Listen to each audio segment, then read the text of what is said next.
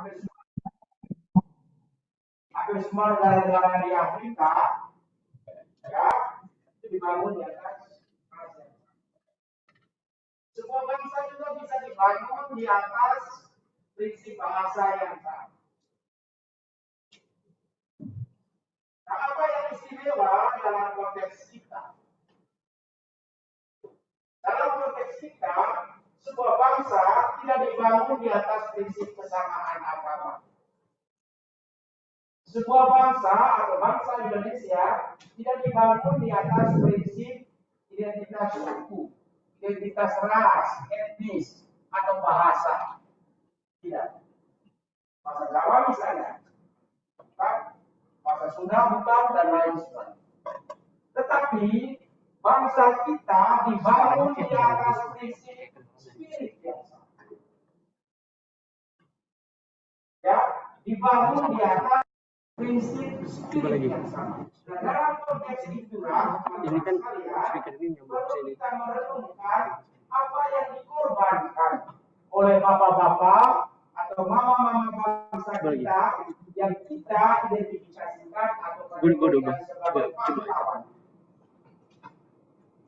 Nah, spirit yang mereka wariskan kepada kita sampai dengan hari ini adalah spirit untuk mau hidup bersama dengan orang lain yang berbeda, dengan meninggalkan berbagai macam atribut-atribut kategorial mereka. Mereka mau berkorban dalam bahasa yang lebih spiritual. Mereka mau ingat dirinya. Ya,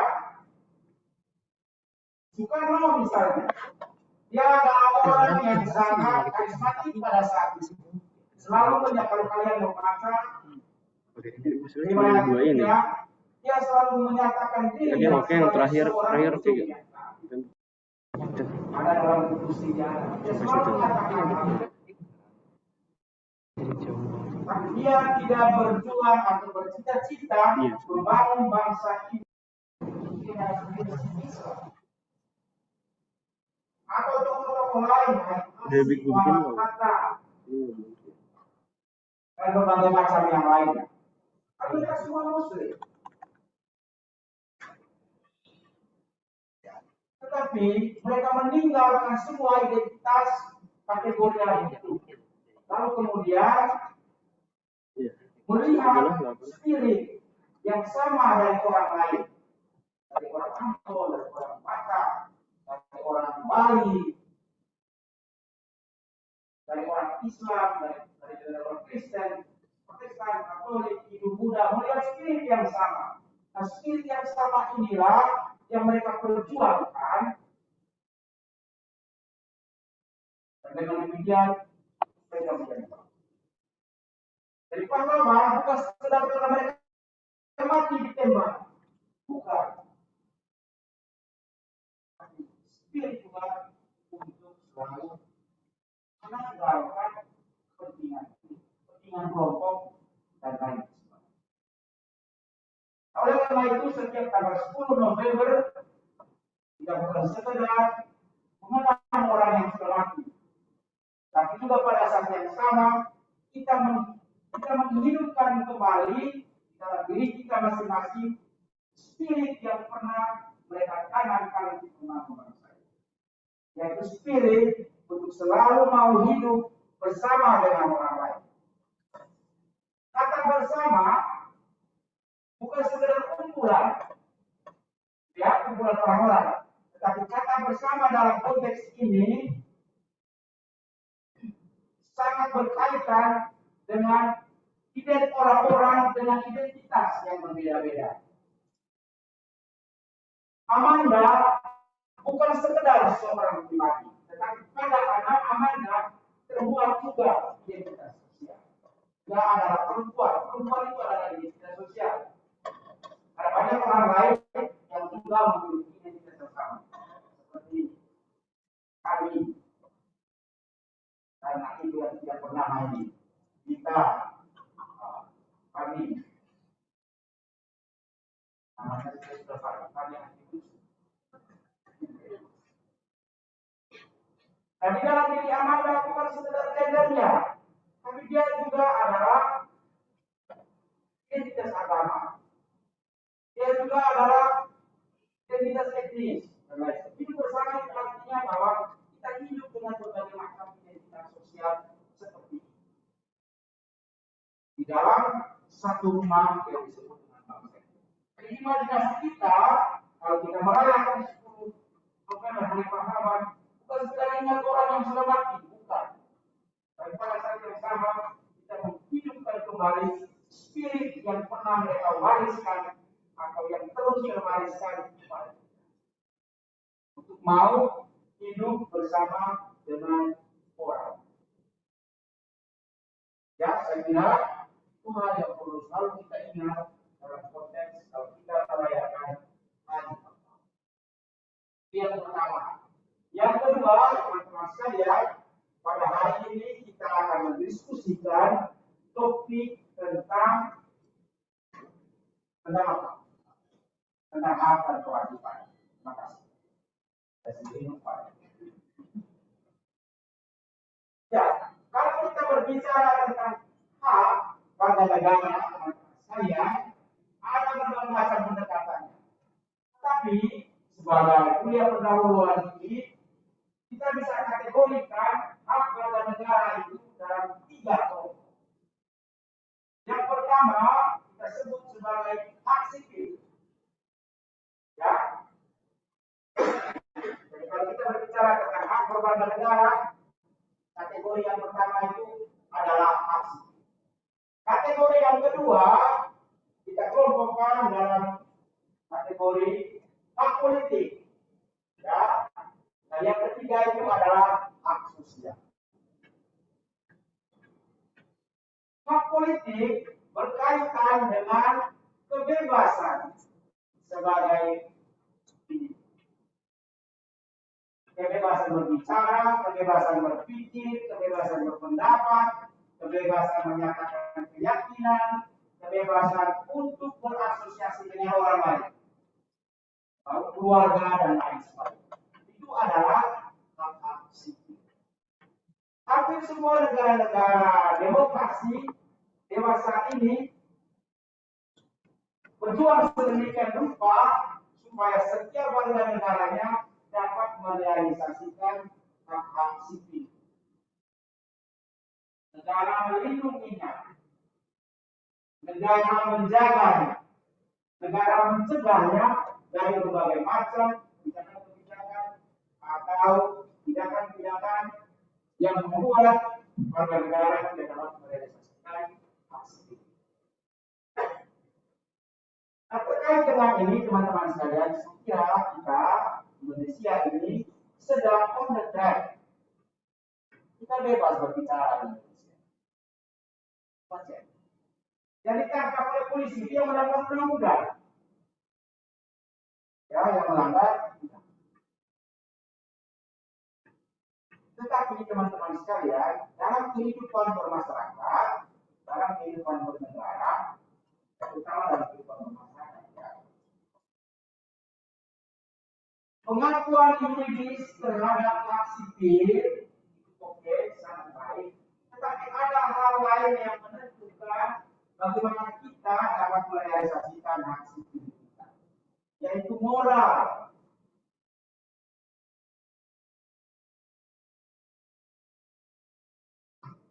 Nadia memiliki hak sipil, kebebasan untuk berpendapat, kebebasan untuk beropini. Negara menjamin negara itu. Tetapi moral menuntun Anda atau mewajibkan Anda untuk tidak melupai orang lain dari kebebasan itu. Ya, ini sangat penting karena dalam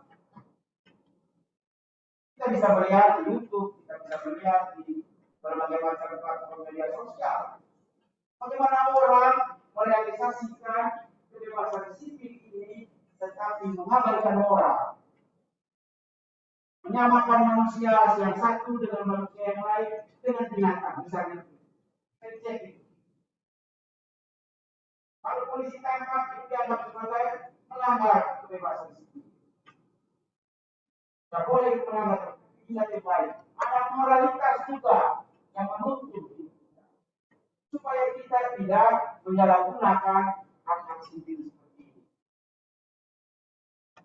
Ya, ini yang selalu kita lupa dalam hidup kita. Kita selalu berbicara tentang hak sipil, kebebasan dan lain sebagainya.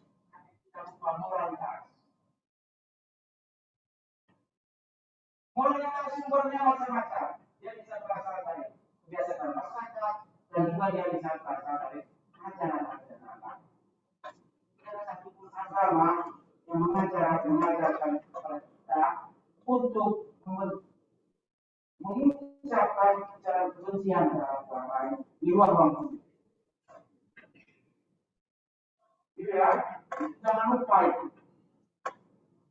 Yang kedua, hak politik. Hak politik berkaitan dengan akses setiap warga negara untuk mendapatkan kekuasaan.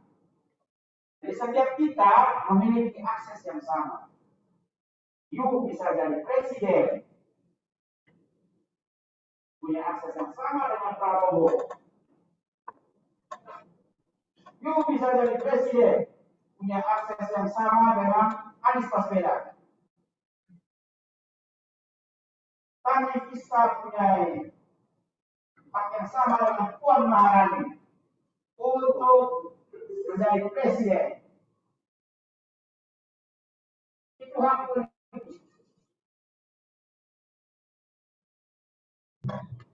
Hak untuk mendapatkan,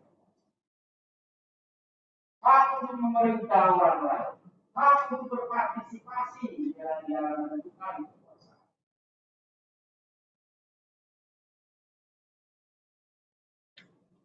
Dan yang berikut, hak sosial.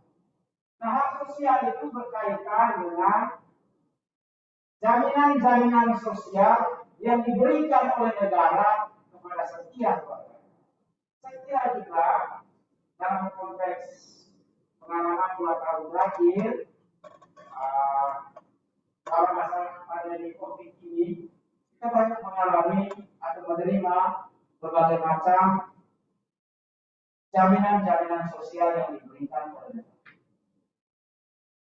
BBM naik, barang masih bagian pendapatan dari masyarakat ke bawah misalnya begitu ya.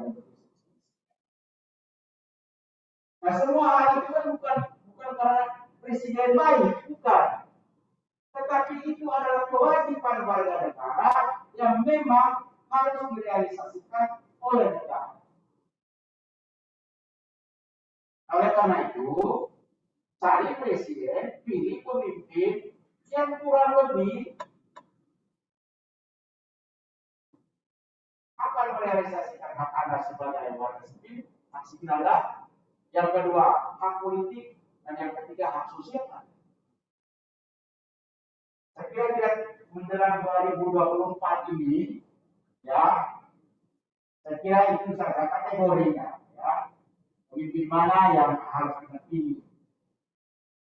Cek track recordnya dari sisi hak sipil orang ini bagaimana, biar pandangan dia terhadap sipil. Jangan sampai dia rasis. Terus rasis itu bertentangan dengan hak sipil. Kan itu ya.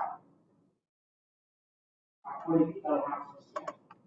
Jangan sampai dia memberi bantuan dengan intensi untuk membesarkan diri sendiri. Dia lupa bahwa itu adalah hak warga. Jadi kalau pemerintah kasih tahu kartu Indonesia Pintar, kartu Indonesia Sehat, bantuan sosial ini itu, yang memang itu hak Anda sebagai yang harus direalisasikan oleh itu dari sisi hak. Kalau kemudian dari sisi kewajiban, ada banyak kewajiban warga negara, tetapi ada satu hal yang sangat krusial yang perlu saya singgung di sini adalah kewajiban membayar pajak. Nah, teman-teman sekalian, kalau negara itu pembangunannya biayai 100% oleh IMF, itu berarti negara ini miliknya IMF, bukan milik Anda. Kalau negara ini APBN-nya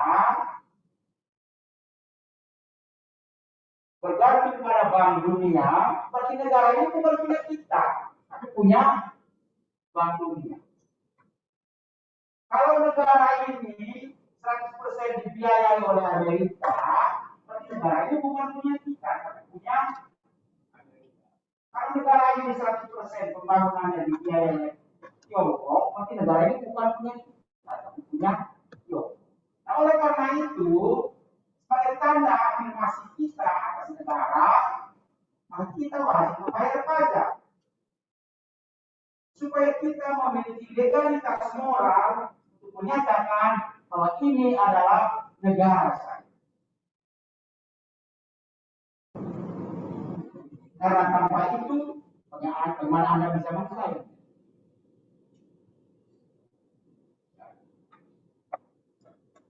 Itu artinya teman-teman sekalian, membayar pajak itu bagian dari spirit.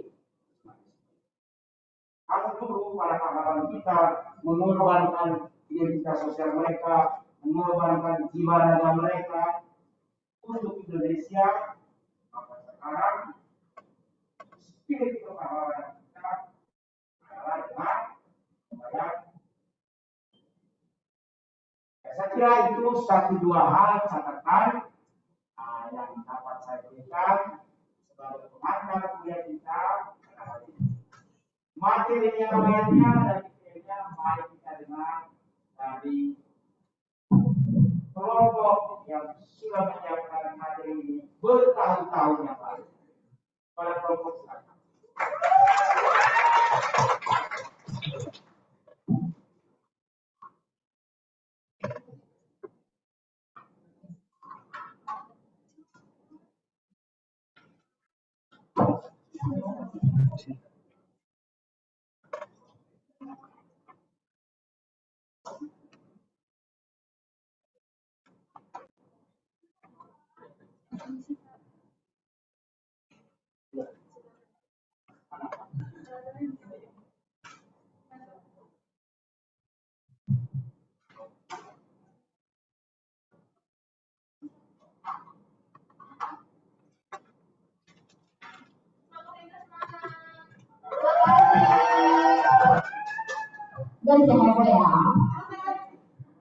Lightning standby. Audio standby. And action.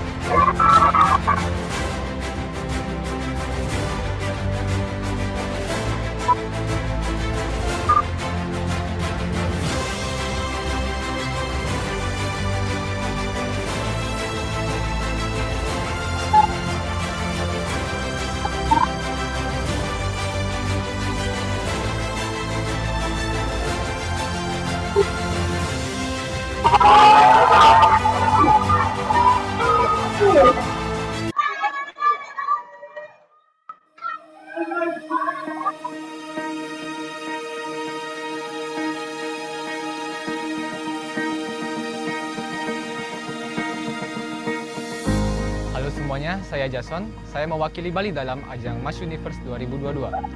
Saya adalah seorang pengrajin sepatu merek lokal di Bali. Sejak kecil, saya sudah memiliki ketertarikan yang tinggi di bidang sepatu. Dan saya mulai merintis merek sepatu saya pada saat SMA. Awalnya, saya berhasil menabung untuk membeli alat pembuat sepatu dari uang saku saya. Kemudian, saya menjual sepatu-sepatu buatan saya secara online. Semua itu saya kerjakan di garasi rumah. Pada akhirnya, merek sepatu saya semakin laris dan sekarang saya sudah membuka 20 lebih cabang toko di Bali. Dan sisa uang dari keuntungan usaha ini saya gunakan untuk berdonasi serta meningkatkan kehidupan orang-orang di sekitar saya. Semuanya dapat terjadi berkat menjual sepatu mulai dari sneakers, pantofel, dan sepatu hak. Berbicara tentang hak, sebagai warga Bali dan warga negara Indonesia yang memiliki hak dan kewajiban, apakah kalian tahu apa itu hak? Secara umum, hak adalah sesuatu yang kita perolehi secara kodrati sebagai individu ciptaan Tuhan. Hak-hak kita sebagai manusia biasa disebut juga sebagai hak asasi. Seperti yang tertera pada quotes, "Human rights are those rights that most scholars believe all human beings should have regardless of which nation they live in," pada buku International Encyclopedia of Social Science pada tahun 2008. Maka, hak-hak sebagai manusia adalah sesuatu yang kita terima di dalam konteks suatu negara di mana saja kita berada. Hal ini dipertegas lagi oleh Noto Negoro yang juga mengatakan bahwa hak adalah sesuatu yang diperoleh atau didapatkan oleh seseorang sebagai warga negara dan hak ini tidak dapat diintervensi oleh kekuasaan apapun juga. Kekuasaan apapun termasuk pemerintah tidak dapat menghilangkan atau mengambil hak itu dari setiap individu. Secara umum, hak-hak asasi yang dimaksud adalah hak-hak yang dimiliki oleh manusia karena martabatnya sebagai manusia, atau hak-hak yang melekat pada kodrat kita sebagai manusia. Saya ikut ajang Mas Universe ini karena saya merasa ajang ini merupakan sebuah platform yang dapat saya gunakan untuk menunjukkan bahwa hak untuk tampil, menginspirasi, dan memotivasi adalah hak milik semua orang, terlepas dari latar belakang, asal, dan profesi kita semua.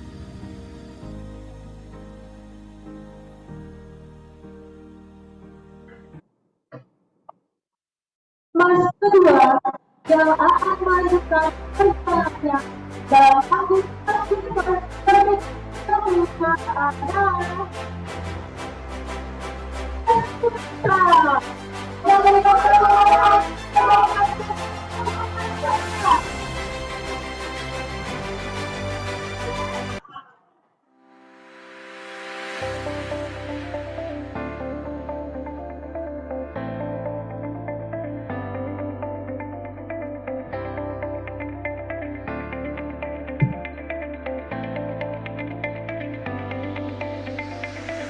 Halo, nama aku Luigi. Aku berasal dari Palembang, dan di sini aku mewakilkan Pulau Sumatera di ajang Mas Universe. Aku bekerja sebagai seorang pengacara.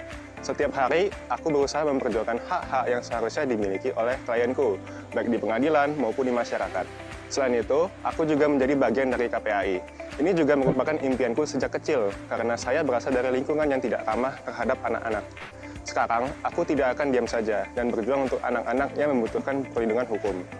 Kalau dilihat-lihat dari pekerjaanku, sepertinya selalu berhubungan dengan yang namanya hak asasi manusia. Tahukah kalian kalau manusia itu memiliki dua jenis hak? Apa saja itu? Jenis yang pertama adalah hak sipil politik. Hak sipil ini melekat pada diri kita sejak kita lahir, sehingga tidak boleh ada seorang pun yang merampas dan melanggar dengan semena-mena, baik itu oleh individu, kelompok, masyarakat, dan bahkan negara. Sedangkan hak politik merupakan hak untuk berpartisipasi dalam kegiatan pemerintahan di tempat kita tinggal. Hak sipil dan politik ini meliputi hak hidup, hak milik, hak untuk bahagia, hak atas peradilan yang adil dan jujur, hak untuk tidak disiksa, hak untuk memeluk agama, hak untuk meyakini paham politik tertentu, dan masih banyak lagi. Kemudian, jenis yang kedua adalah hak ekonomi, sosial, dan budaya. Hak ini akan diperoleh seseorang dari lingkungan di mana dia hidup dan beraktivitas. Contoh dari jenis hak kedua ini berupa hak untuk mendapatkan pekerjaan yang layak, beserta dengan upah yang sesuai. Lalu ada hak untuk mendapatkan pendidikan, hak mendapatkan pelayanan kesehatan, hak untuk berkumpul dan mengikuti organisasi, dan yang paling penting, hak untuk mendapatkan pacar, supaya bisa membentuk keluarga. Tujuan saya ikut Mas Universe ini adalah mengajak semua masyarakat Indonesia untuk belajar menghargai dan juga menghormati hak orang lain. Saya juga ingin menginspirasi banyak orang agar bisa mengikuti jejak saya untuk memperjuangkan hak-hak yang seharusnya dimiliki oleh orang lain. Tidak perlu menjadi pengacara seperti saya.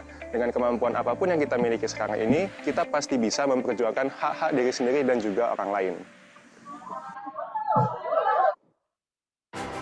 Periksa dua tempat untuk Pasmas yang dapat melanjutkan perjuangannya menjadi Mas Universe 2022. Mas, yang terakhir, bukan perjalanan adalah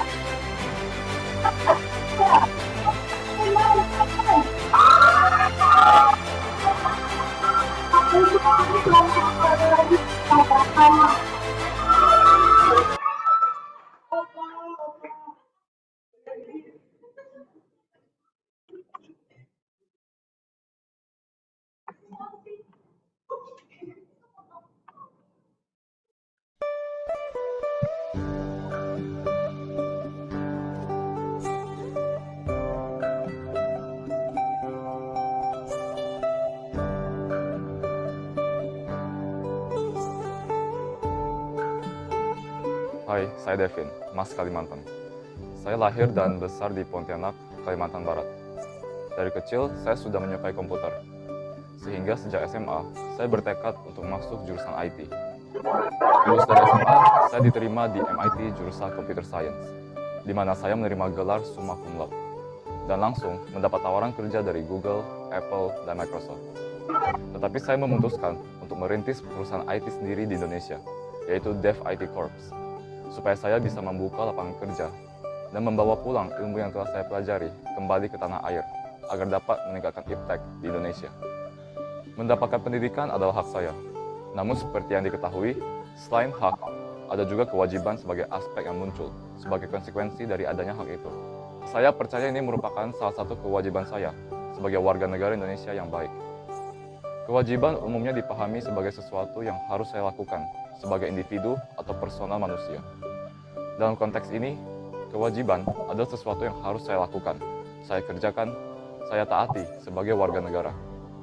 Contohnya antara lain, berperan serta dalam membela, mempertahankan kedaulatan negara Indonesia, membayar pajak dan retribusi yang telah ditetapkan oleh pemerintah pusat dan pemerintah daerah, mentaati serta menjunjung tinggi dasar negara, hukum, dan pemerintahan tanpa terkecuali, dan lain sebagainya.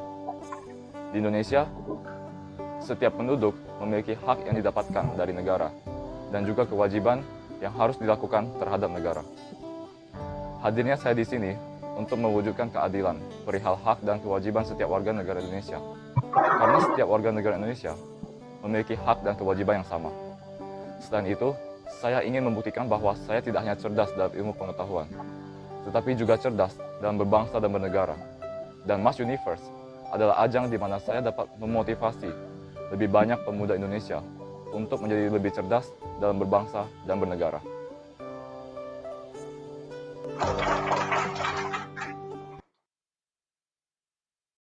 Tersisa 5 emas dan 1.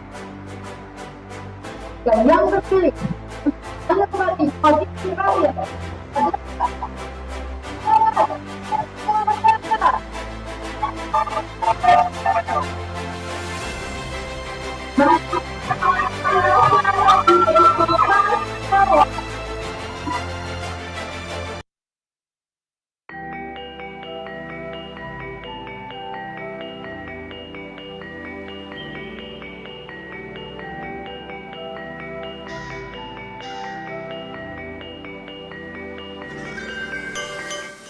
Halo, namaku William Suryadharma. Aku berasal dari Surabaya. Meskipun aku lahir dan besar di Bali, tapi kedua orang tuaku berasal dari Surabaya. Jadi, aku mewakili daerah Jawa Timur dalam ajang pemilihan Miss Universe ini. Pekerjaanku adalah sebagai manajer dari salah satu toko swalayan di Surabaya. Setiap harinya, banyak sekali warga yang datang untuk berbelanja kebutuhan mereka di swalayan ini. Hal ini dikarenakan swalayan kami menjadi salah satu swalayan terbesar di Surabaya yang menyediakan berbagai kebutuhan sehari-hari bagi arek-arek Surabaya, alias warga Surabaya. Berbicara tentang arek-arek Surabaya, alias warga Surabaya, aku jadi teringat dengan konsep-konsep warga negara di Indonesia. Sebagai warga Surabaya, khususnya warga negara, kita perlu mengetahui konsep dari warga negara itu sendiri. Konsep warga negara memiliki dua komponen makna yang mendasar di dalamnya. Istilah warga negara mengandung dua komponen konseptual, yaitu pertama, warga negara merupakan bagian keanggotaan dari suatu negara atau city-state. Hal ini merujuk pada istilah negara kota yang terdapat di zaman Yunani kuno atau kota Athena, yang dulu disebut sebagai negara polis, yang kemudian menjadi nation-state. Yang kedua, keanggotaan negara membawa resiprositas, kewajiban, dan hak-hak tergantung tempat dan waktu serta beberapa hak yang universal. Sebelum adanya amandemen UUD 1945, hakikat warga negara dan penduduk Indonesia diatur dalam UUD 1945, di mana ketentuan mengenai negara dan penduduk diatur dalam pasal 26 ayat 1 dan ayat 2. Setelah perubahan UUD 1945, tetap dalam satu pasal, tetapi dengan 3 ayat, yaitu pasal 26 ayat 1, ayat 2, dan ayat 3. Dengan demikian, sebagai penduduk melekat hak dan kewajiban sesuai dengan ketentuan perundang-undangan yang berlaku berdasarkan prinsip-prinsip yurisdiksi teritorial, sekaligus tidak boleh bertentangan dengan ketentuan hukum internasional. Yang menjadi motivasiku untuk mengikuti ajang Miss Universe adalah ingin menegakkan komponen-komponen yang ada pada konsep warga negara, di mana salah satu komponennya adalah membawa resiprositas, kewajiban, dan hak-hak berdasarkan ketentuan dari perundang-undangan dan juga hukum internasional. Dengan demikian, tujuanku mengikuti ajang Miss Universe ini adalah mewujudkan pemerataan pemolehan hak dan pelaksanaan kewajiban bagi warga negara.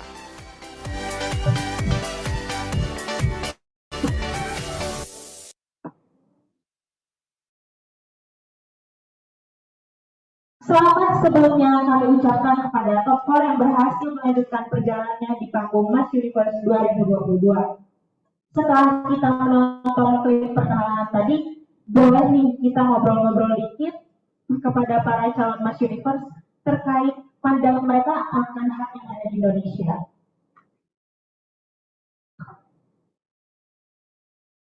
Seperti yang kita ketahui, untuk bertahan hidup, kita perlu uang yang dihasilkan dengan cara bekerja.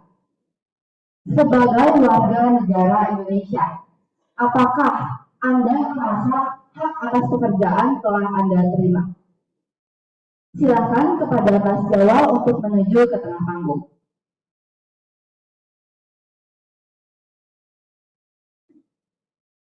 Dipersilakan Mas Jawa untuk memaparkan pandangannya. Baik. Terima kasih atas pertanyaannya.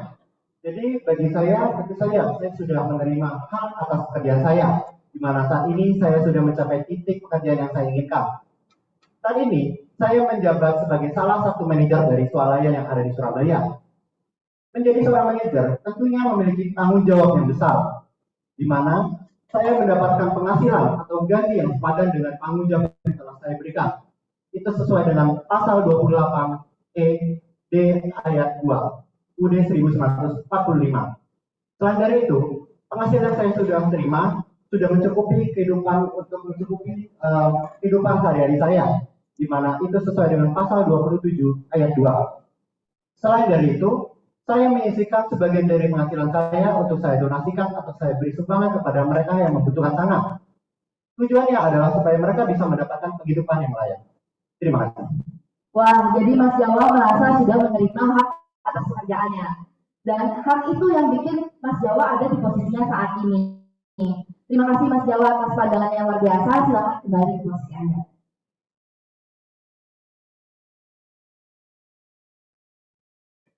Oke, setelah mendengar pandangan Mas Jawa terkait hak, boleh nih kita minta pandangan dari Mas Sumatera. Menurut Mas Sumatera, gimana sih pandangan Mas Sumatera atas HAM? Hak asasi manusia merupakan hak yang diberikan oleh Tuhan Yang Maha Esa kepada setiap individu di bumi. Nah, boleh nih Mas Sumatera jelaskan apa HAM menurut Anda dan apa saja aspek yang sudah Anda rasakan. Silakan Mas Sumatera untuk maju ke tengah panggung.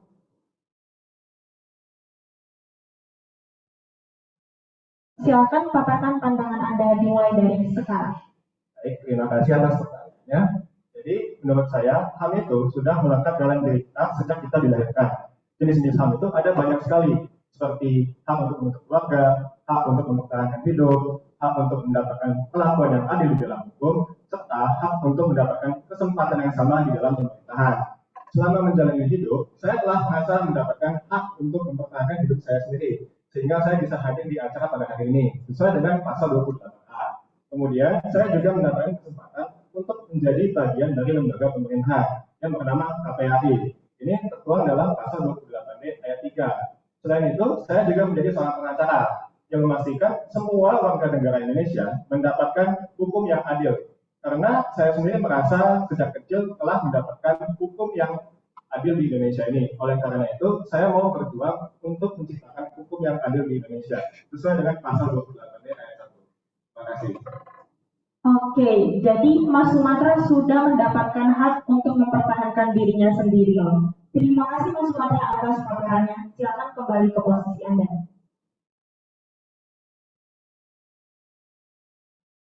Di Indonesia terdiri atas 6 agama. Ada Islam, Katolik, Kristen, Hindu, Buddha, dan Konghucu. Oke. Selanjutnya kita mau dengar pandangan dari Mas Bali. Menurut Mas Bali, apakah Indonesia sudah menerima hak atas kebebasan beragama tersebut? Silakan Mas Bali menuju ke tengah panggung.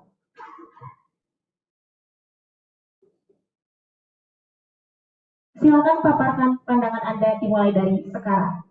Baik, terima kasih atas pertanyaannya. Seperti yang kita ketahui, Indonesia adalah negara yang memiliki beragam suku, budaya, dan kepercayaan.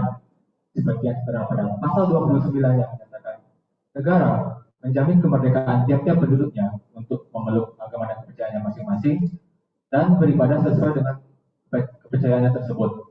Artinya, negara melindungi, membina, serta mengarahkan warganya untuk menjalankan kehidupannya sesuai dengan ajaran kepercayaannya itu. Menurut saya, di Indonesia hal tersebut sudah berjalan dengan baik. Hari-hari besar keagamaan sudah menjadi hari libur nasional dan toleransi antar umat beragama sudah berjalan dengan baik. Sekian jawaban dari saya. Terima kasih. Oke, jadi menurut Mas Bali, Indonesia sudah menerima hak atas kebebasan beragama tersebut. Terima kasih Mas Bali, silakan kembali ke posisi Anda. Nah, sekarang kita beralih ke masa terakhir nih, Mas Kalimantan. Topik yang mau dibahas kali ini tentang pendidikan. Pendidikan merupakan suatu seni untuk membuat manusia semakin cerdas dan semakin berkarakter. Dari sudut pandang Mas Kalimantan, seberapa penting sih pendidikan bagi bangsa Indonesia dan apakah seluruh warga negara Indonesia telah mendapatkan pendidikan yang layak? Dipersilakan kepada Mas Kalimantan untuk menuju ke tengah panggung. Silakan paparkan pandangan Anda. Baik, terima kasih atas pertanyaannya. Tentu saja pendidikan memegang peranan yang sangat penting dalam memajukan Indonesia. Seperti yang tertera dalam pasal 28C ayat 1 yang mengatakan setiap orang berhak untuk mengembangkan dirinya melalui pemenuhan kebutuhan dasarnya, berhak mendapat pendidikan dan memperoleh manfaat dari ilmu pengetahuan dan teknologi, seni dan budaya, demi meningkatkan kualitas hidupnya dan demi kesejahteraan umat manusia. Lalu ada ayat 2 yang mengatakan setiap orang berhak untuk memajukan dirinya dalam memperjuangkan haknya secara kolektif demi membangun masyarakat, bangsa, dan negaranya. Lalu ada pasal 31 ayat 1 yang mengatakan bahwa setiap orang berhak untuk mendapat pendidikan tanpa terkecuali. Sayangnya, pendidikan di dalam masih menjadi permasalahan penting di Indonesia. Semoga kedepannya pendidikan di Indonesia dapat semakin maju, agar semakin banyak pemuda Indonesia yang dapat membangun negeri ini. Sekian jawaban dari saya. Terima kasih. Baik, jadi dari sudut pandang Mas Kalimantan, pendidikan di Indonesia masih kurang merata dan sehingga menjadi permasalahan yang cukup penting. Semoga pendidikan di Indonesia ke depannya lebih baik lagi ya. Terima kasih Mas Kalimantan atas pandangannya yang luar biasa. Silakan kembali ke posisi Anda.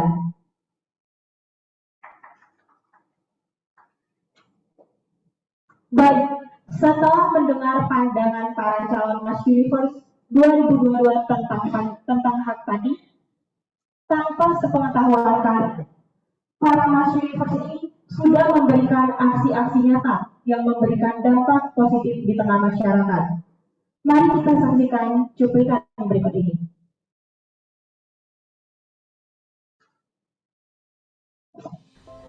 Selain memiliki hak, sebagai warga negara, kita juga memiliki kewajiban yang harus dilaksanakan. Seluruh kewajiban kita sebagai seorang warga negara sudah disebutkan di Undang-Undang Dasar 1945, mulai dari pasal 27 sampai pasal 34. Sebagai perwakilan dan gambaran dari setiap daerah asal, di luar acara Mas Universe, para peserta dan host turut serta dalam pelaksanaan kewajiban mereka sebagai seorang warga negara Indonesia yang baik. Kewajiban-kewajiban yang dilaksanakan antara lain: mengikuti pendidikan dasar. Seperti yang tertera pada pasal 31 ayat 2, setiap warga negara wajib mengikuti pendidikan dasar dan pemerintah wajib membiayainya. Pendidikan merupakan suatu hal yang fundamental dalam kemajuan sebuah negara. Karena dengan pendidikan yang baik, kualitas sumber daya manusia suatu bangsa tersebut dapat ditingkatkan. Sumber daya manusia merupakan aset utama dalam membangun suatu bangsa, tidak terkecuali bagi bangsa Indonesia. Selain itu, tim Mas Universe juga melaksanakan kewajiban mereka dalam menghormati hak dan kebebasan orang lain. Seperti yang tertera pada pasal 28J ayat 1, setiap orang wajib menghormati hak asasi manusia orang lain dalam tertib kehidupan bermasyarakat, berbangsa, dan bernegara. Karena dengan menghormati hak asasi manusia orang lain, suatu negara akan terhindar dari perpecahan serta akan timbul rasa persatuan, kesatuan yang kuat. Kemudian, tim Mas Universe juga melaksanakan kewajiban mereka dalam upaya pembelaan negara. Seperti yang tertera pada pasal 27 ayat 3, setiap warga negara berhak dan wajib ikut serta dalam upaya pembelaan negara. Mungkin terdengar sulit, namun kewajiban ini dapat dipenuhi dengan hal mudah seperti mengikuti upacara bendera dan mengharumkan nama negara melalui prestasi-prestasi yang diraih. Dan terakhir, tim Mas Universe juga melaksanakan kewajiban mereka untuk tunduk kepada segala pembatasan yang telah ditetapkan undang-undang. Seperti yang tertera pada pasal 28J ayat 2, dalam menjalankan hak dan kebebasannya, setiap orang wajib tunduk kepada pembatasan yang ditetapkan dengan undang-undang, dengan maksud semata-mata untuk menjamin pengakuan serta penghormatan atas hak dan kebebasan orang lain, dan untuk memenuhi tuntutan yang adil sesuai dengan pertimbangan moral, nilai-nilai agama, keamanan, dan ketertiban umum dalam suatu masyarakat demokratis.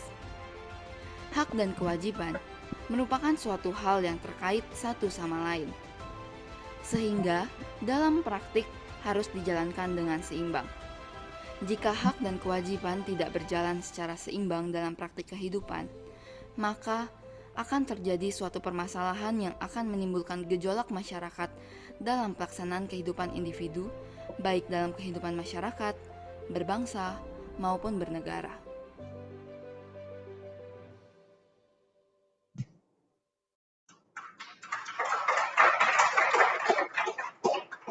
Baik, setelah menyaksikan cuplikan tadi, kami telah menyiapkan beberapa pertanyaan yang akan dibagi ke dalam 2 ronde.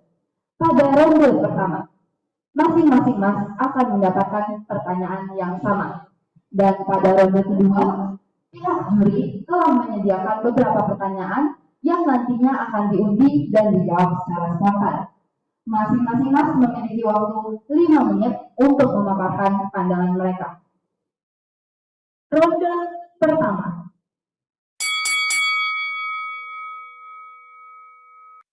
Untuk pertanyaan pada ronde pertama, menurut kalian definisi pajak itu apa sih? Baik, dipersilakan kepada Mas Sumatera untuk maju ke tengah panggung. Silakan paparkan perspektif Anda. 5 menit dimulai dari sekarang. Baik, terima kasih atas pertanyaannya. Jadi, seperti yang telah kita ketahui, pembayaran pajak itu merupakan kewajiban dan juga peran serta warga negara untuk membiayai pembangunan negara secara bersama-sama.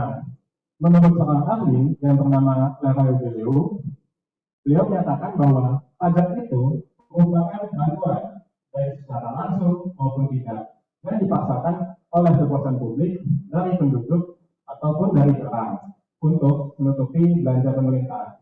Belanja pemerintah itu seperti belanja pegawai, belanja modal, subsidi pemerintah, dan juga bantuan sosial. Sekian jawaban dari saya. Terima kasih. Oke, terima kasih Mas Sumatera atas jawabannya yang sangat luar biasa. Silakan kembali ke posisi Anda. Selanjutnya dipersilakan kepada Mas Bali untuk menuju ke tengah panggung. Baik, silakan paparkan perspektif Anda. 5 menit dimulai dari sekarang. Baik, terima kasih atas pertanyaannya. Menurut seorang ahli bernama PJA Anjani, pajak adalah iuran masyarakat kepada negara yang dapat dipaksakan yang dilakukan oleh yang wajib membayarnya menurut peraturan umum atau perundang-undangan yang tidak dapat prestasi kembali yang dapat hidup dan gunanya adalah untuk membiayai pengeluaran negara yang berhubungan dengan penyelenggaraan pemerintahan. Sekian jawaban dari saya. Terima kasih. Baik, terima kasih atas jawabannya yang sangat menarik, Mas Bali. Silakan kembali ke posisi Anda. Selanjutnya dipersilakan Mas Jawa untuk menuju ke tengah panggung. Silakan paparkan pandangan Anda. Waktu Anda 5 menit dimulai dari sekarang. Baik, terima kasih untuk pertanyaannya. Jadi definisi pajak menurut Profesor Dr. Haji Rahman Subitro, pajak merupakan peralihan kekayaan dari pihak rakyat kepada kas negara untuk membiayai pengeluaran rutin dan surplusnya, yang merupakan public savings yang digunakan untuk memberi kegiatan untuk public investment. Sekian jawaban dari saya. Terima kasih. Terima kasih Mas Jawa atas jawaban yang sangat luar biasa. Dipersilakan untuk kembali ke posisi Anda. Dan yang terakhir, dipersilakan kepada Mas Kalimantan untuk menuju ke tengah panggung. Silakan paparkan pandangan Anda. Waktu Anda 5 menit dimulai dari sekarang. Baik, terima kasih atas pertanyaannya. Jadi menurut Ray Anderson dan Howard R. Rock, pajak adalah suatu pengalihan sumber dari sektor swasta ke sektor pemerintah, bukan akibat pelanggaran hukum, namun wajib untuk dilaksanakan berdasarkan ketentuan yang telah ditetapkan sebelumnya, tanpa mendapatkan imbalan yang sifatnya langsung dan proporsional, agar pemerintah dapat melaksanakan tugas-tugasnya dalam menjalankan pemerintahan. Baik, terima kasih Mas Kalimantan atas jawaban yang sangat mengagumkan. Silakan kembali ke posisi Anda. Baik pemirsa, keempat Mas telah menyampaikan pandangannya. Tidak ada perspektif yang salah. Namun dari keempat pandangan tersebut dapat kita tarik kesimpulan bahwa pajak adalah kontribusi wajib kepada negara yang berhutang oleh pribadi maupun badan yang digunakan sebesar-besarnya untuk kemakmuran rakyat. Baik, setelah mendengar definisi pajak menurut masing-masing Mas, sekarang saatnya kita masuk ke ronde kedua. Tapi, tunggu dulu. Sebelum itu, kita saksikan cuplikan iklan berikut ini.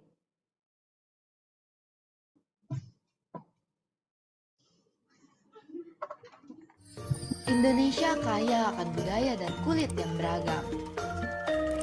Selama 30 tahun, Mas Selim mengerti dan merawat ragam kulit mas-mas Indonesia.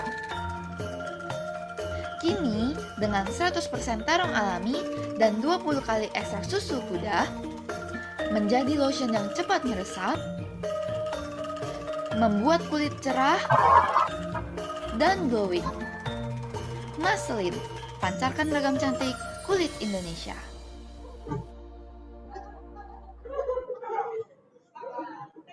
Perancangan kedua. Baik, dipersilakan Mas Jawa untuk maju mengambil undian yang telah disediakan.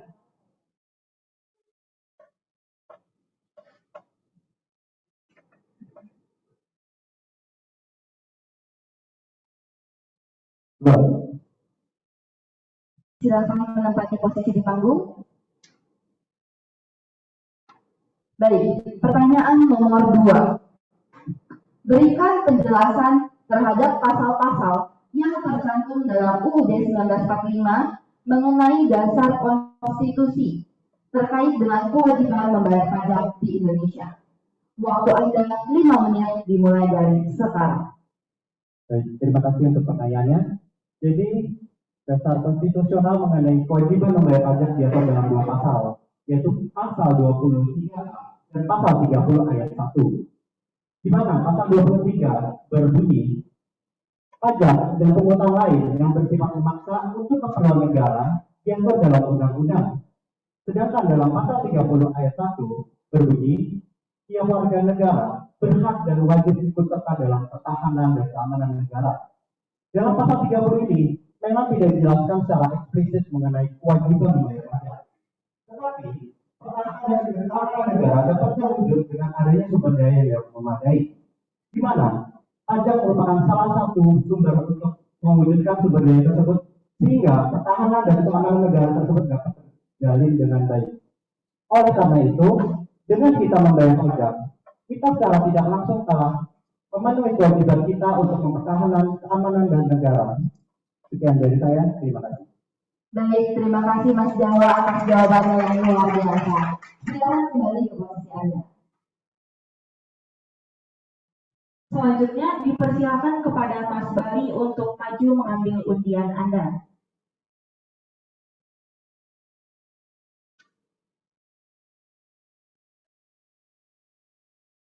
Nomor 1.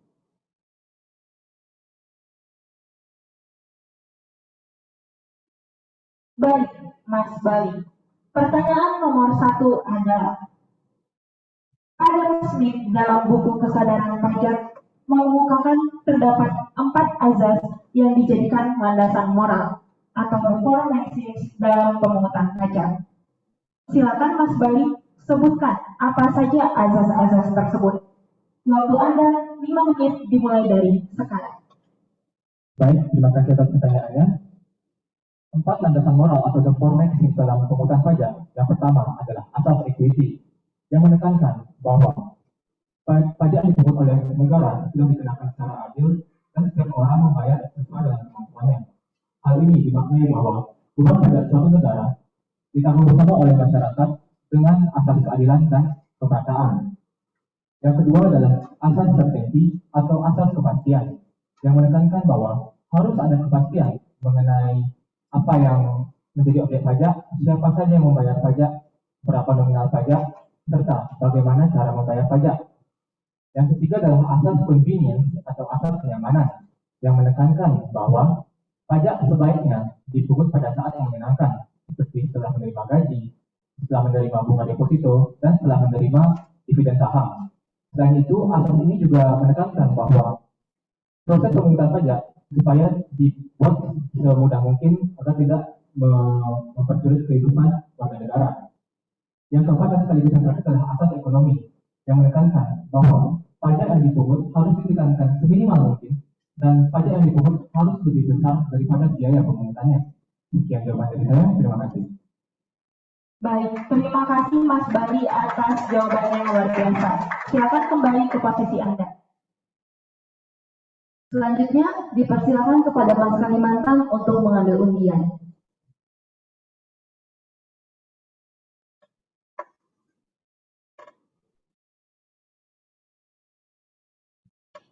Nomor 3. Silakan menempati tempat di panggung. Pertanyaan nomor 3. Fungsi pajak diatur dalam Undang-Undang Nomor 17 Tahun 2003 Pasal 11 Ayat 5. Sebutkan fungsi-fungsi pajak yang diatur dalam pasal tersebut. Waktu Anda 5 menit dimulai dari sekarang. Baik, terima kasih atas pertanyaannya. Jadi, terdapat 12 fungsi pajak yang diatur dalam pasal tersebut. Yang pertama yaitu fungsi pajak sebagai pelayanan umum. Di sini terdapat 4 jenis, yaitu pelayanan administratif, pelayanan barang, pelayanan jasa, dan pelayanan regulatif. Yang kedua adalah pertahanan. Jadi pajak di sini digunakan sebagai contoh untuk ekspor maupun impor barang-barang seperti senjata ataupun kendaraan yang dapat digunakan untuk menunjang keamanan negara. Fungsi pajak yang ketiga adalah sebagai ketertiban dan keamanan. Jadi fungsi pajak di sini masih berhubungan dengan yang sebelumnya, yaitu pertahanan. Jadi di sini pajak akan digunakan untuk menunjang keamanan negara. Selanjutnya adalah fungsi ekonomi. Jadi pajak di sini berfungsi untuk mendorong ekonomi Indonesia. Contohnya adalah mendorong ekspor ke luar negeri melalui misalnya ekspor. Selanjutnya adalah lingkungan hidup. Fungsi pajak di sini intinya adalah untuk melestarikan lingkungan hidup. Sebagai contoh untuk melakukan regulasi. Berikutnya ada perumahan dan fasilitas umum. Fungsi pajak di sini digunakan untuk membangun dan menjaga fasilitas umum yang ada di Indonesia. Contohnya rumah sakit, sekolah, dan lainnya. Selanjutnya adalah fungsi kesehatan.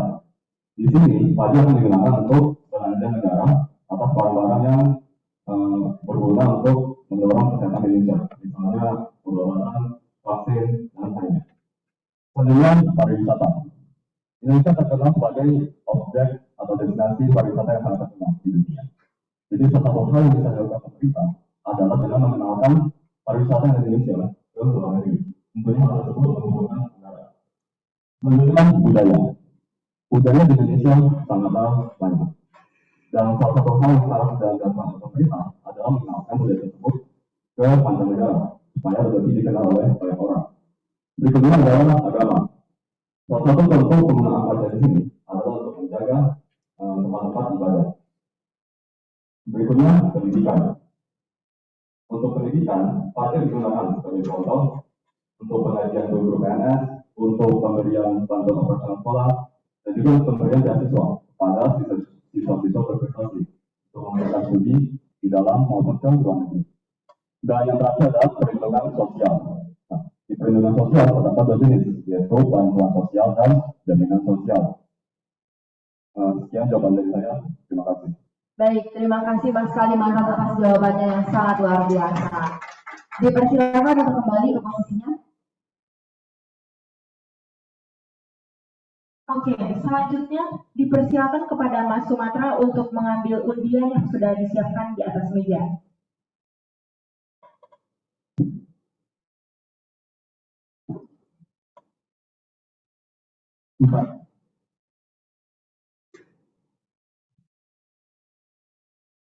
Baik, Mas Sumatra. Pertanyaannya adalah, salah satu kewajiban negara yang paling umum adalah mengelola pajak negara. Apa 2 fungsi utama dan apa saja jenis-jenis dari pajak tersebut? Silakan paparkan pandangan Anda. 5 menit dimulai dari sekarang. Baik, terima kasih atas pertanyaannya. Jadi menurut Dirjen Pajak, fungsi utama dari pajak itu terdiri dari 2. Pertama, fungsi anggaran atau budgeting. Jadi pajak itu sebagai sumber pendapatan negara dan bertujuan untuk melaksanakan tugas rutin dan juga pembangunan. Tugas rutin itu seperti belanja pegawai, belanja modal, serta pemelihatan negara yang diperoleh dari pembayaran pajak yang dibayarkan oleh warga negara. Sedangkan untuk biaya pembangunan itu berasal dari tabungan pemerintah yang harus terus-menerus ditingkatkan setiap tahunnya. Karena pembangunan di Indonesia itu setiap tahunnya semakin meningkat. Dan yang kedua, fungsi mengatur atau regulasi. Dengan adanya kebijaksanaan pajak, maka negara Indonesia mampu mencapai tujuannya, yaitu kesejahteraan rakyat. Adapun fungsi mengatur pajak, yaitu pajak bisa menghambat laju inflasi. Kemudian pajak juga bisa meningkatkan kegiatan ekspor, serta pajak juga bisa melindungi produksi dalam negeri. Kemudian jenis pajak juga terdiri dari dua. Pertama, ada pajak pusat. Pajak pusat itu dikelola untuk kepentingan yang lebih luas, seperti pembangunan dan juga keamanan negara. Pajak juga berfungsi sebagai sumber penerimaan utama dari negara. Contoh dari pajak pusat ini ada BPH, PPN, PPNBM, Bea Masraya, dan juga PJT. Dan yang terakhir sebagai penutup ada pajak daerah. Sesuai dengan namanya, pajak ini dikelola dan dipungut oleh pemerintah daerah untuk menutup belanja pemerintah daerah yang berdampak pada APBD. Contoh dari pajak daerah ini berupa pajak bahan bakar kendaraan bermotor, bea balik nama kendaraan bermotor, dan masih banyak lagi. Sekian jawaban dari saya, terima kasih. Terima kasih Mas Sumatra, silakan kembali ke posisi Anda.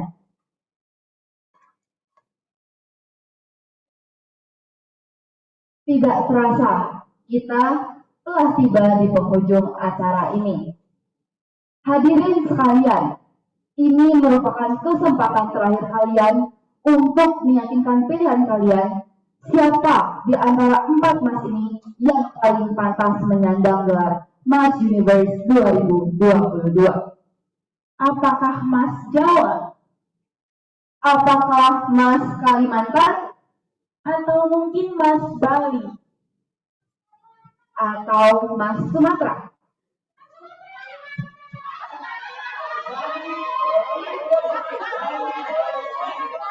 Pemirsa sekalian, kami memberikan Anda 4 kesempatan untuk memberikan pertanyaan kepada para calon Mas Universe 2022.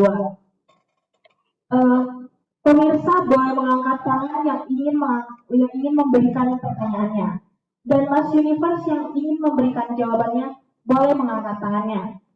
Mas yang akan memberikan pertanyaan dan mengangkat tangannya duluan akan dipersilakan memberikan jawabannya. Baik, silakan bagi pemirsa yang ingin bertanya untuk mengangkat tangannya. Dipersilakan ibu yang sebelah sana.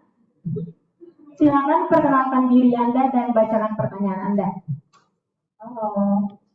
Perkenalkan, saya Amanda mau tanya.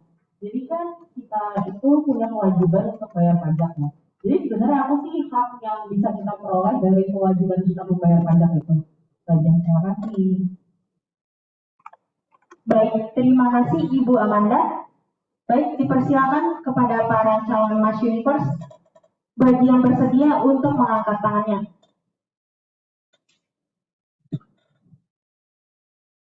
Baik, dipersilakan kepada Mas Jawa untuk memberikan jawabannya. Baik, terima kasih untuk pertanyaannya. Untuk menjawab pertanyaan Amanda, jadi dengan kita melakukan kewajiban membayar pajak, kita telah mengamalkan beberapa nilai Pancasila, di mana yang pertama adalah nilai keikhlasan. Kita secara ikhlas untuk menyisihkan sebagian dari dana atau penghasilan yang kita peroleh untuk kita alihkan dana tersebut pada kas negara yang kemudian bisa digunakan untuk mewujudkan pembangunan negara tanpa adanya imbalan apapun. Kemudian untuk yang kedua, kita mewujudkan nilai kedermawanan, di mana kita secara dermawan untuk menyisihkan penghasilan atau dana yang kita miliki untuk mewujudkan kewajiban membayar pajak. Oleh karena itu, dengan kita melakukan kewajiban membayar pajak, selain untuk mengamalkan nilai-nilai Pancasila yang ada, kita juga bisa memperoleh hak dari pemerintah untuk menikmati fasilitas-fasilitas yang disediakan seperti pembangunan negara yang sudah saya sebut tadi. Sekian dari saya, apakah sudah menjawab? Baik, terima kasih. Baik, terima kasih Mas Jawa. Silakan kembali ke posisi Anda. Selanjutnya bagi pemirsa yang ingin bertanya boleh mengangkat tangannya. Kepada Bapak yang di ujung sana, silakan perkenalkan diri Anda dan sebutkan pertanyaan Anda. Perkenalkan, nama saya Edi Prawananda. Saya ingin bertanya, tadi kan sempat disinggung tentang kebebasan atau hak untuk memeluk agama dan meyakini kepercayaan bagi seluruh warga Indonesia. Jika suatu saat terdapat orang yang melarang kita untuk meyakini kepercayaan atau aliran kepercayaan yang kita punya, apa sanksinya bagi orang yang melarang itu? Baik, terima kasih atas pertanyaannya, Denio. Silakan kepada Mas Universe yang ingin menjawab untuk mengangkat tangannya. Oke, silakan Mas Bali untuk menjawab.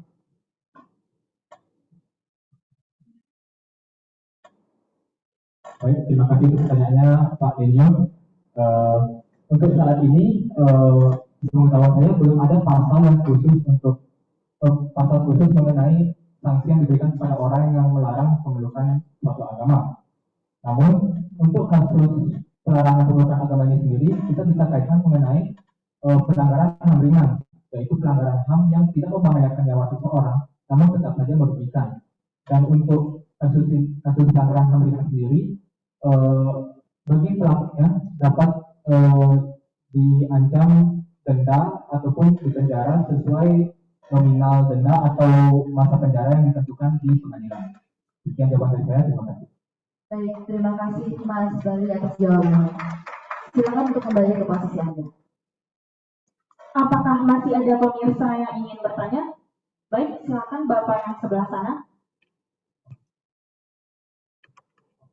Ya, terima kasih atas kesempatan saya untuk bertanya.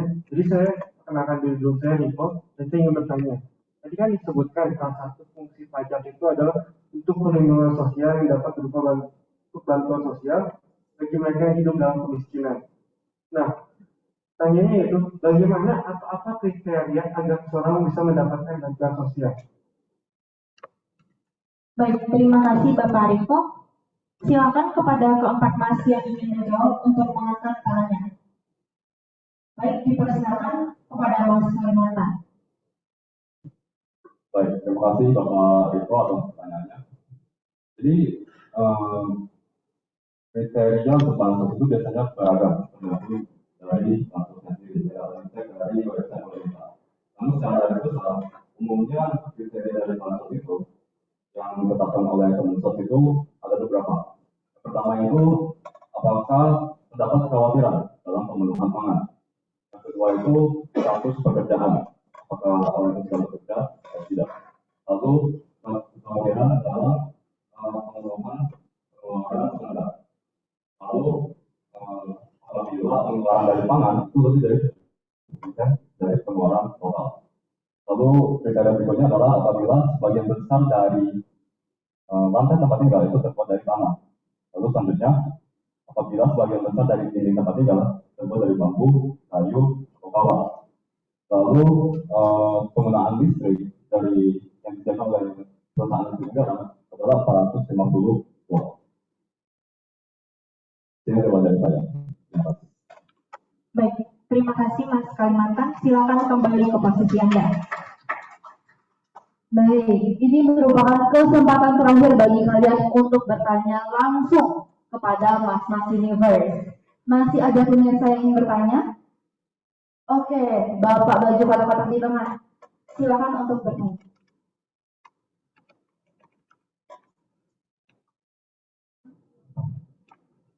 Halo semuanya, nama saya Daniel Sergio Wijaya sebagai salah satu top 8 yang nggak lolos.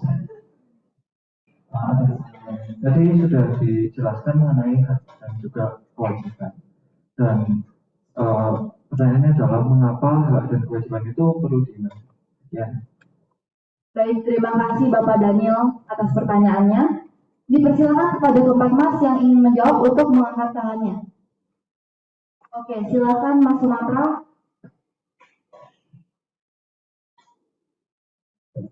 Baik, terima kasih atas pertanyaan Bapak Daniel.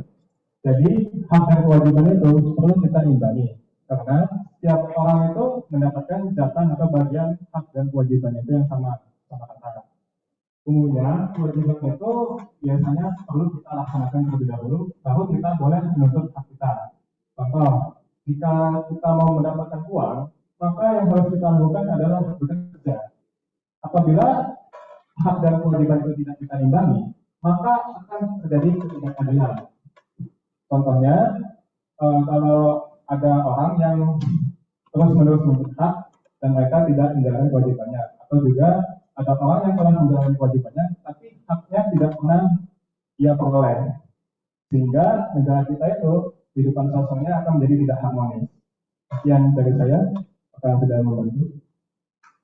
Baik, terima kasih Mas Sumatera atas jawabannya. Silakan kembali ke posisi Anda.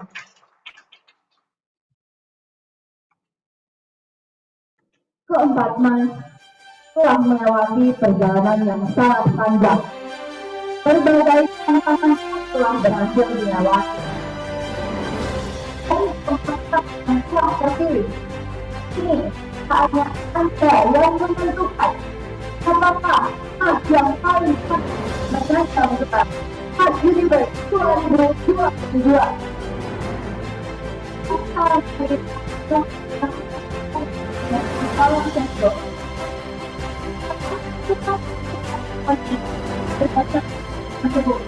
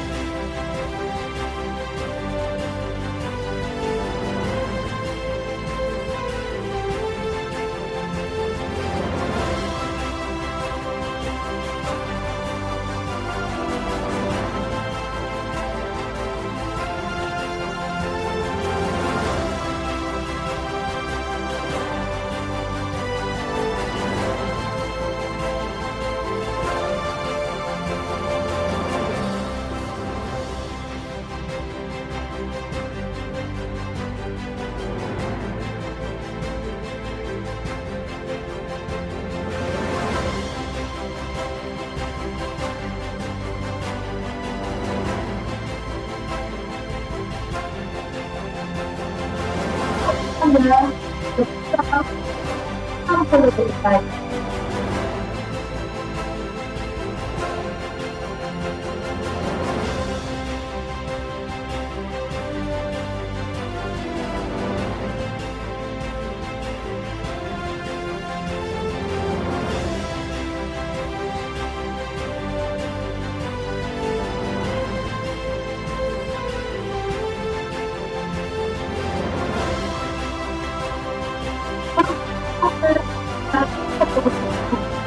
Terkenal pilihan terbaik Anda.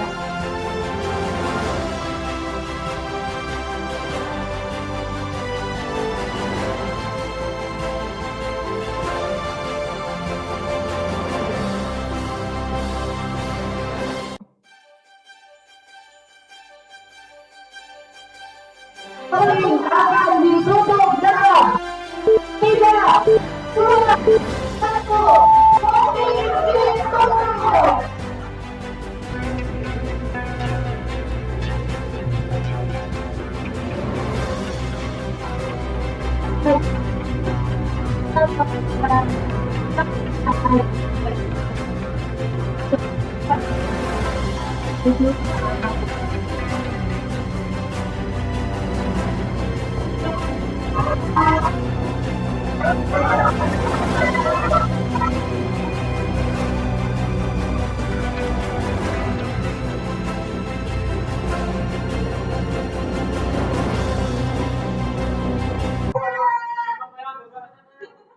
Pemirsa sekalian, siapakah yang patah masih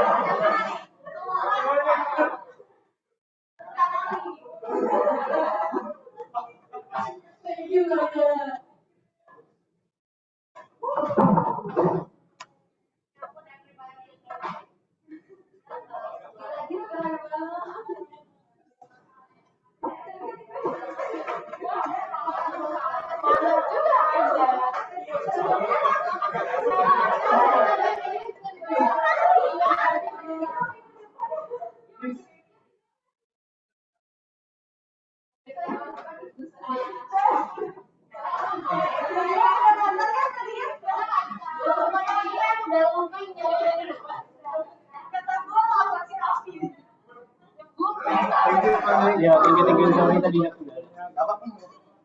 problem nomor pertama. Aku nggak expect ini nggak jalan tiba-tiba. Pas awal. Yang kedua tiba-tiba ini. Nah, itu gara-gara sekali background terus ketemu sama lainnya. Iya. Nggak apa pegang gitu. Ayo kasih satu bentar. Gitu aja.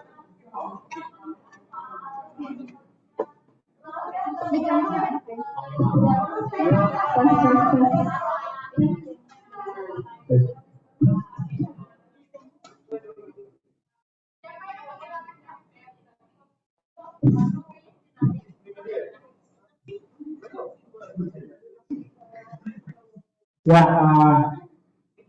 teman-teman sekalian, mari kita beri aplaus sekali lagi.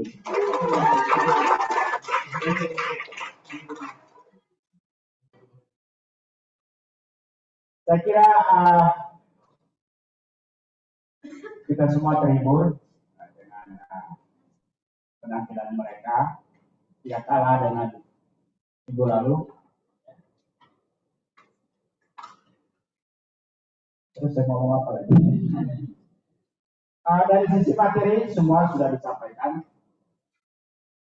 Dan apa itu hak, apa itu kewajiban, kemudian sampai yang terakhir tadi itu adalah dan dasar-dasar Pancasila dari kita melaksanakan kewajiban kita sebagai warga negara, yaitu tentang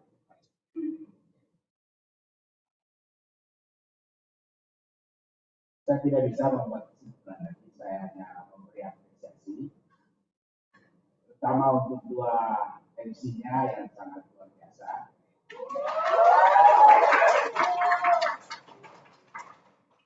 Saya kira saya menyampaikan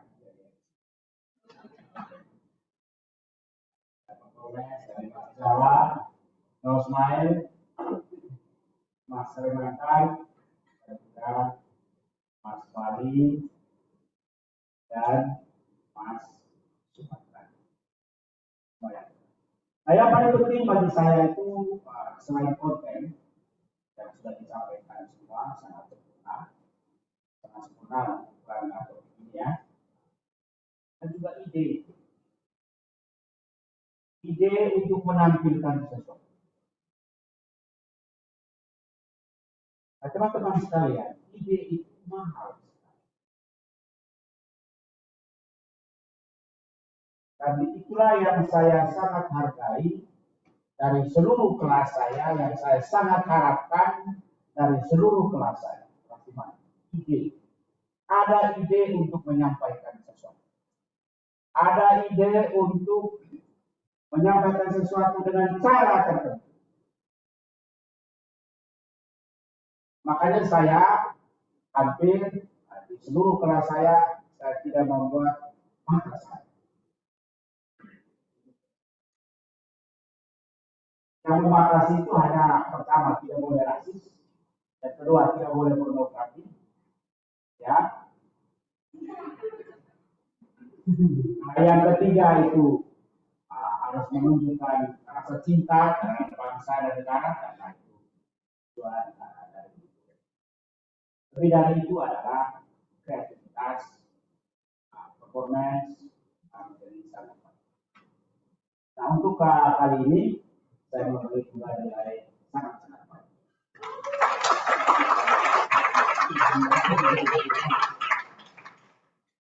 Oke, itu saja yang kita tutup. Ibu Giselle sebagai rekan. Oke, kita tutup kuliah kita pada hari ini. Yang saya doakan yang terbaik. Silakan.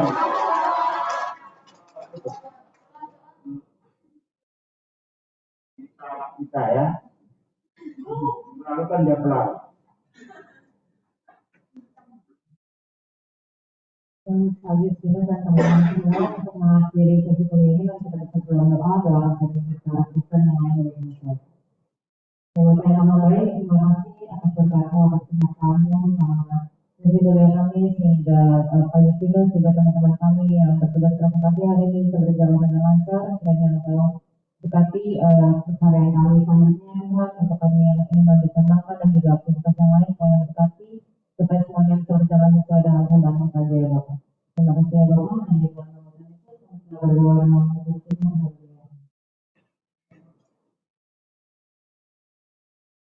Ya, terima kasih Mas Jawa dan Mas yang lain. Silakan.